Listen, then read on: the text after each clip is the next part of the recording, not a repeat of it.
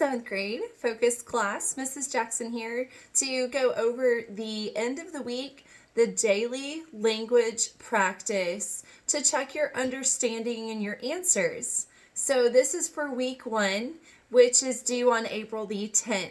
So let's check the answers, and if you guys have any questions that you still need clarified on any of these questions, you can message me through Canvas, all right? So number 1, what literary technique is used in the following sentence?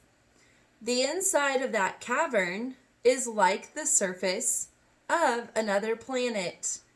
So we have simile, metaphor, personification, and idiom for all of our options, because I've taught you that you always read all of the answer options before you decide on the best one.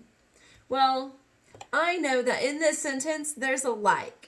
And just because it has like doesn't mean it's this literary technique, but it is using it to compare two things.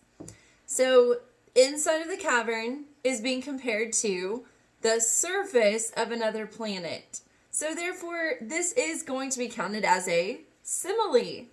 So moving on to question number 2.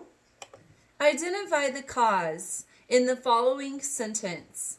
The cause comes first, and then it leads to an effect.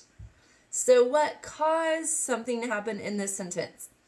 Most caves are formed by the action of underground water. So most caves are formed. That sounds like that comes second. Even though it's first in the sentence, that's the effect. Well, what causes caves to be formed? Underground water. The action of underground water. So that is our cause in this sentence. Question number 3. Correct the spelling error in this sentence. You can be sure that it'll be damp and dark in the cave's interior. Okay, so for this one, I'm looking at a contraction word in this sentence. Remember, a contraction word would be 2 words that we join together to make one word. Don't get that confused with a compound word. A contraction word must always have, what's that mark up in the air? Apostrophe. None of these words have an apostrophe besides caves, and that's because it's showing possession. The word it'll is made up of what 2 words? It plus will. And whenever we add will to it, we remove WI. So it's just spelled IT apostrophe LL. The apostrophe is replacing the W and the I in will. So the correct spelling, IT apostrophe LL. All right, moving on to question number 4. Choose the correct form of the adjective good in the blank. All right, responsible cavers want to leave each cave in the blank condition possible. So you look at your answer options. Gooder, best, better, goodest. 2 of those words you can eliminate. I hope you know that those are not even words anyways. Okay? What are the 2 words you can eliminate? Gooder, goodest. Those are not even words. So we have best or better. What condition do the cavers want to leave the condition of the cave in? The better condition? That would be if you were comparing 2 things. But this is the superlative form. Out of all the conditions you could leave the cave in, they want to leave it in the best condition. Best is your answer. Question 5. What information can be found in a book's glossary?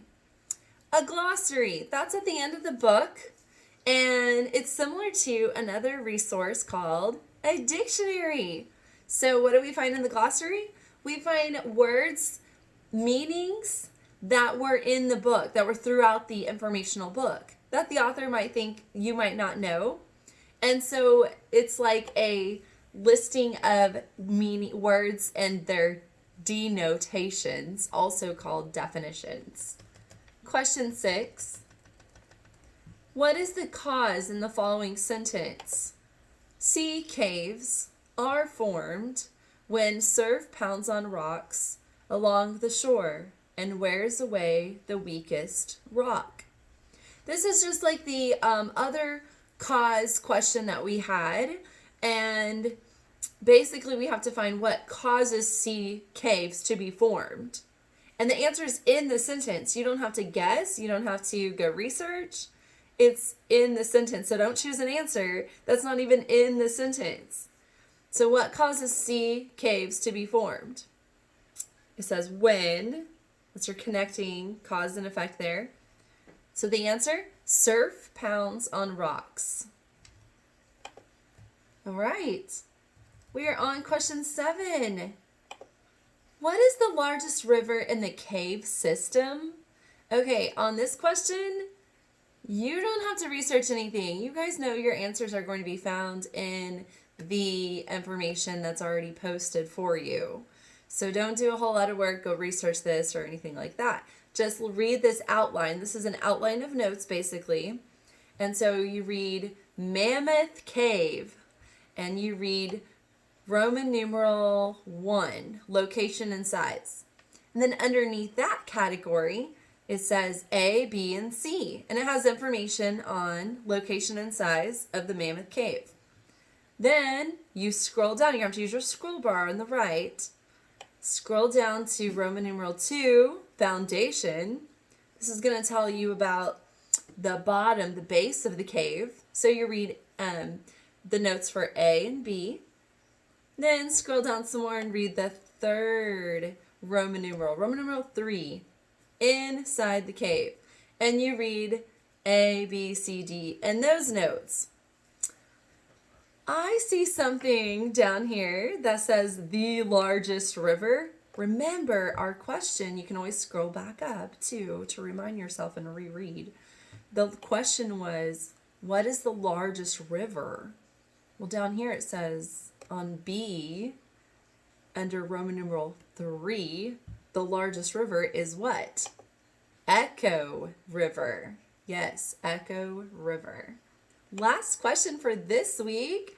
Because Friday, April 10th, is technically Good Friday, and that's a holiday from school that we would not have been actually meeting in classes. So I gave you 8 questions this week. I'm giving you about 2 a day. And so next week and the following weeks, you'll have 10 questions. But this week you have 8 questions. So question 8, last one. Capitalize the phrase correctly. Flint Ridge Cave.